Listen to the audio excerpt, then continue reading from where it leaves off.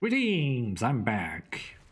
Well, I've not been slacking exactly, not in RA CC at least. I am at day 1300, as per the title suggested, so I'm here to talk about some operators and see if I was actually rating them properly or not. So let's go and start right away with Tragodia.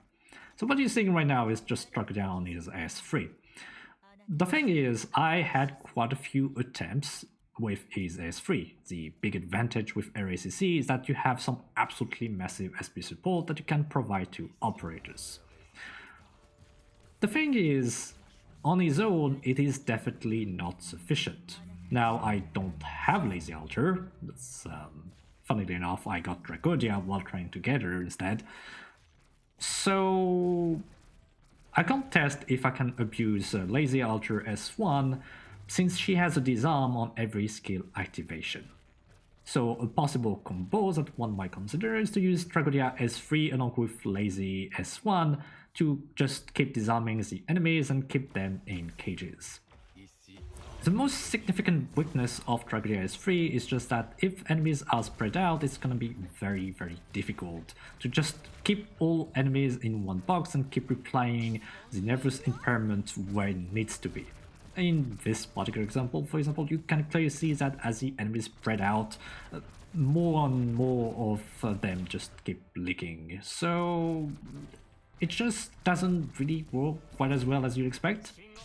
An interesting thing about this is that you can only lock enemies where you don't have operators. So if you have an operator with 0 block, you actually can't do anything. Like, you can't lock them in that tile, you have to wait until they get to another tile.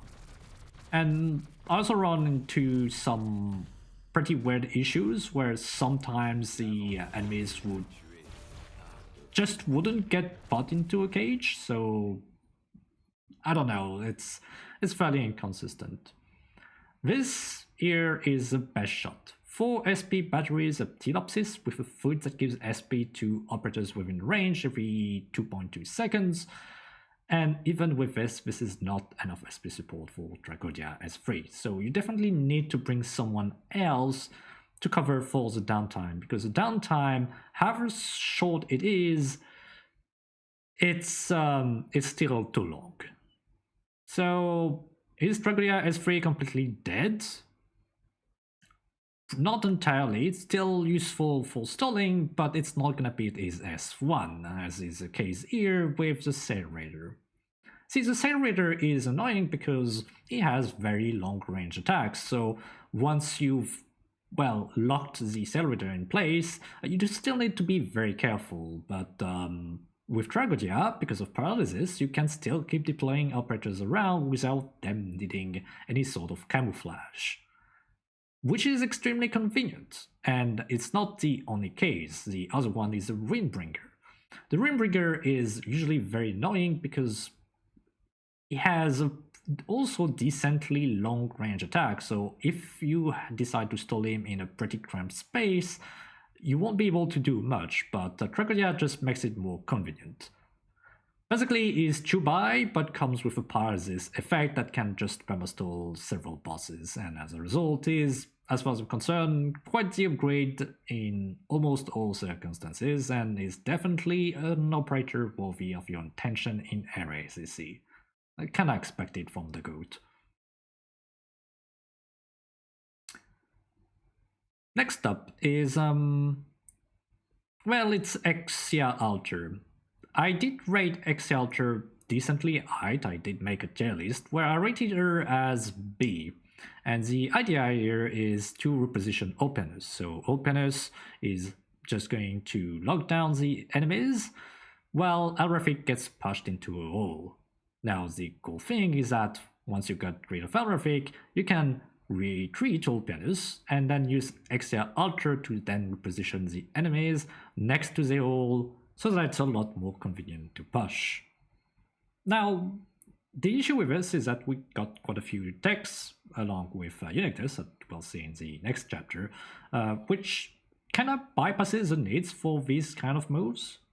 Something you could do would be, for example, to use You S2 to teleport the boss, for example, and you could do it twice in a row with Exusiai Alter, but it's just that there aren't really any kind of scenario in which there is any need to do it. It feels more like a cold trick than anything.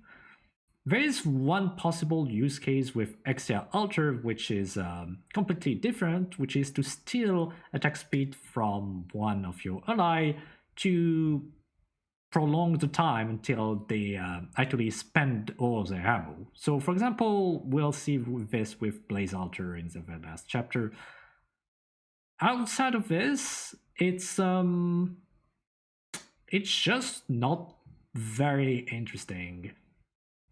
For example, you can actually use Exusiai Alter here to bring Widdy back to life in case she dies, because if you deal with damage reflect enemies, that's what might happen. And yeah, she would have died, but even if the raid was still going, it wouldn't have made any difference. So yeah, that's a pass. Of all the operators to ever receive a change, if someone told me that Eunectes would be the most powerful operator in Alpha RA CC, I would have given them the look. Except that's just what happened. Well, with the exception of Kilby, who is literally mandatory, Eunectes can stall for a very long time. Indefinitely, as a matter of fact. And if you've seen my video about the target cap, because yes, there's a target cap of 128 enemies, here's the thing. Eunectes has no cap on her taunt for some reason. As a result, no matter how strong the enemy become or how numerous they become, she will never die. You can stall any number of enemies for an unlimited period of time with very limited effort. You might need to build the maps around their particular skill, because that's just how strong it is, and you do have to keep in mind some of your quirks. For example, Zarya just died here because the enemies go slightly too much to the top and bottom of her tiles, so they can end up clipping the enemies, the operators in the surrounding 8 tiles adjacent to Eunectes. But once you keep that in mind, you can really make a bunch of setups that allow you to kill entire raids. With the exception of possibly catapults, where you really need a lot of SP support, because for some reason, once Eunectes' skill ends, they just go back to their regular path, so they keep going straight to the blue box right after it ends. This is not how it's supposed to work. All enemies within range are drawn to Eunectes' position. That being said, it's not particularly impactful because you can just solve this problem by bringing more SP support, and catapults will never be able to move away from Eunectes anyway, so it's not like it makes any difference.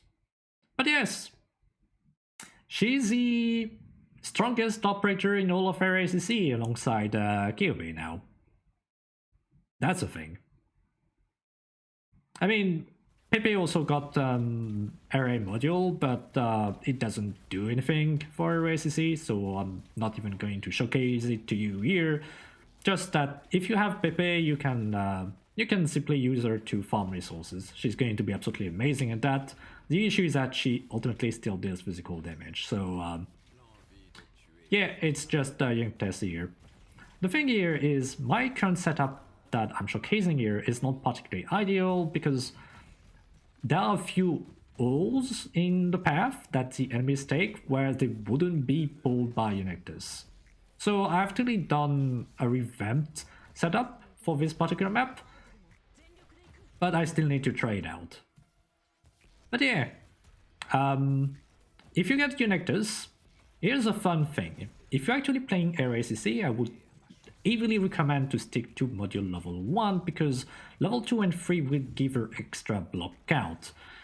It's not too big of a deal because ultimately you're still meant to use skill 2, which stuns enemies that are being blocked, but it's more convenient because just in case you block a boss, who for the most part can't be stunned, with the exception of the Dauntless Linebreaker, you just end up killing Eunectes by accident.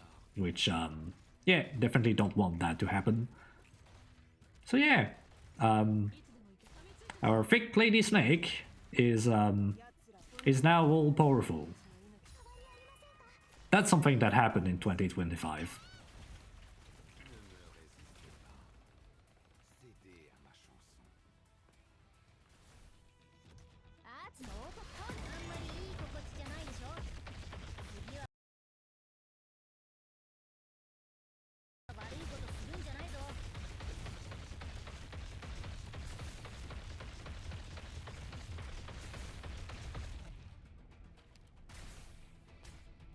Blaze Alter and you will be our duo for the very end. Even if Blaze Alter can also function with Ifrit with Delta Mod to some extent, you is the most notable due to the ease of application that he brings full burn. It's pretty difficult to really put things into perspective. So here's something. Patriot has 45,000 HP in 7-17. These enemies have well over a million HP. In fact, they have each individually more HP than 25 Patriots.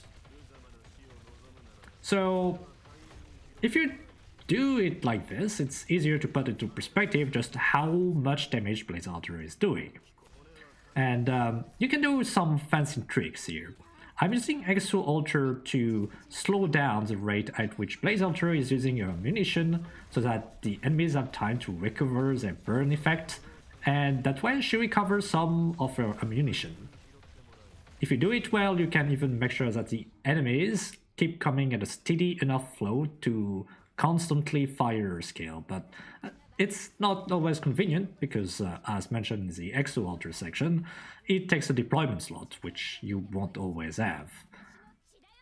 So how good is this exactly? The thing is, you have all the right killing potential you need, with the exception of the boss, in just 2 operators.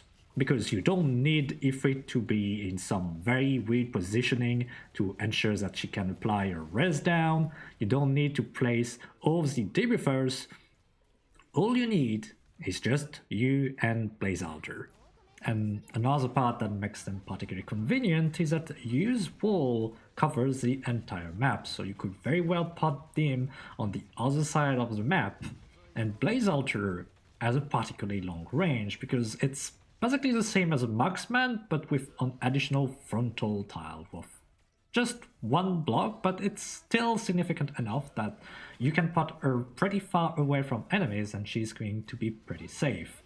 Not to mention that you can still give her some camouflage food. So, yep, this is my current best killing duo possible for Race going forward. This is the end of the video. Mostly, not quite. I didn't talk about a bunch of operators. There are a few reasons as to why. Lady Alter, I wanted to get her, but as mentioned with Tragodia, I didn't get to actually test her on the field. I think she is still a very significant operator with disarm, but it does come with the issue that she requires a pretty high potential to actually turn out disarm from 1 to 2 seconds.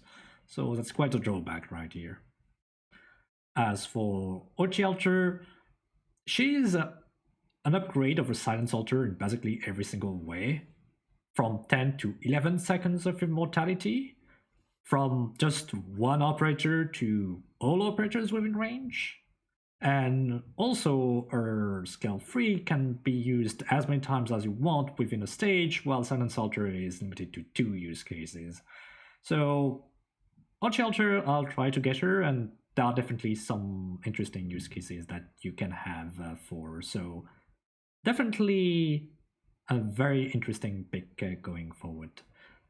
Aruka just doesn't do anything for RA CC. It turns out that when your focus is entirely about healing and reducing incoming damage, the only situation in which it could be relevant would be if you're trying to face tank the Vein Guardians, which you can do. It's something to speed up the kill a little bit, but it's not really needed. It doesn't really do anything. So as far as I'm concerned, there is no point using her for RA CC in particular. For daily content, she still has absolutely busted healing per second, so yeah, just go ahead and use her. For the Ave Morica collab, oh boy, that's 5 operators. Basically, Sakiko herself, who is a 6-star, is I'm not gonna say useless, but might as well be. There is nothing that she does where you go like, oh yeah, that's great. Her damage is just not a good fit for the format of RA CC. The Ambusher girl, I forgot which one it is, I think it's Yata. Or is it Umiri? I should say Umiri. Yeah, she is an ambusher, she has odds damage and she has slowdowns. That's everything you want from the ambusher. That's perfect.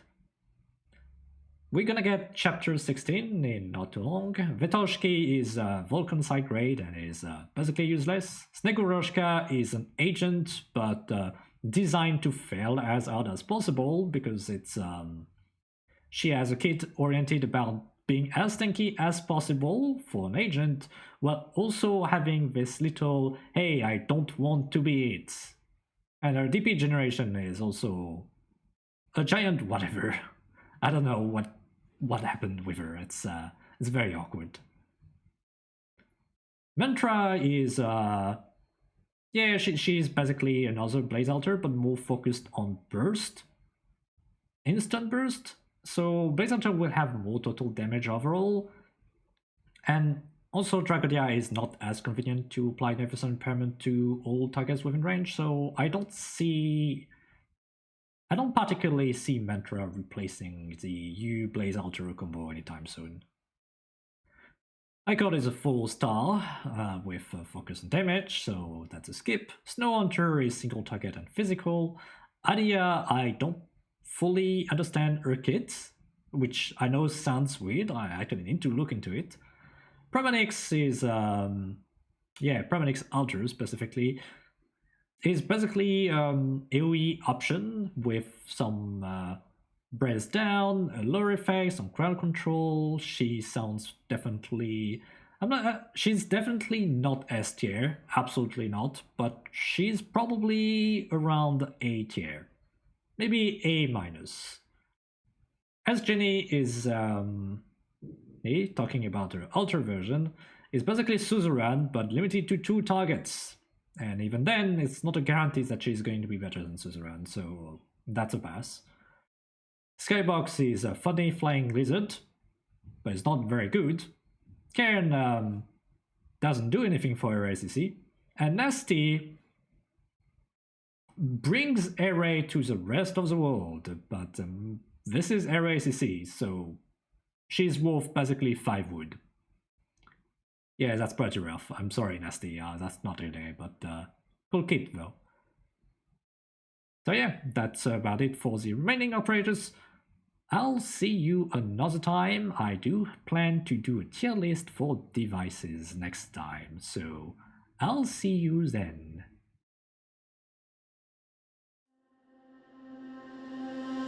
Our shadows fall where truth was once so